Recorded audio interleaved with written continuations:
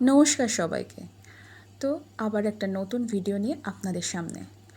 আমি নতুন জায়গায় এসে ঘরটাকে কেমন গুছিয়েছি ভাবলাম একটা ভিডিও বানিয়ে আপনাদের সঙ্গে শেয়ার করি। তো দেখতেই পাচ্ছেন যে ঢুকেই রয়েছে ড্রয়িং রুম। তো ড্রয়িং রুমটাতে আমি প্রথমে ঢুকেই না এখানে ডাইনিং টেবিলও রেখেছি আর বসার জায়গা তো রয়েছে। আর কিছু আমার হাতের তৈরি জিনিস দিয়েও এই ঘরটাকে আমি সাজিয়েছি। চলুন আপনাদের সঙ্গে সেটাও শেয়ার করি। দেখাচ্ছি। অ্যাকোরিয়ামটা কিন্তু এখনও খালি, আমরা এখানে এখনও মাছ দিয়ে উঠতে পারিনি। আস্তে আস্তে করছি সবটাই।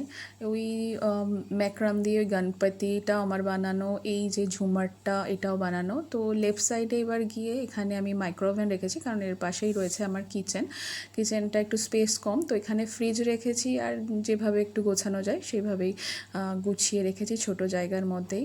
তো এরপর রয়েছে দুটো বেডরুম রয়েছে। তো চলুন যাই। এই ঝুমারটা আমার বানানো। তো এখানে ওয়াশরুম রয়েছে, সামনে আমি ওয়াশিং মেশিনও রেখে দিয়েছি।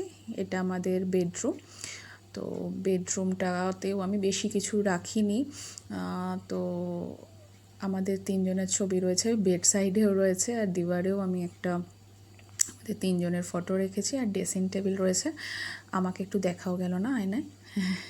আচ্ছা, এরপর চলুন চলে যাই আর একটা রুমে। এই রুমে আমি, এটা মেনলি আমার মেয়ের স্টাডি রুম। তো এখানে আমি প্রেস টেবিলও রেখেছি আর ঠাকুরও পেতেছি আমি এই ঘরে। এই যে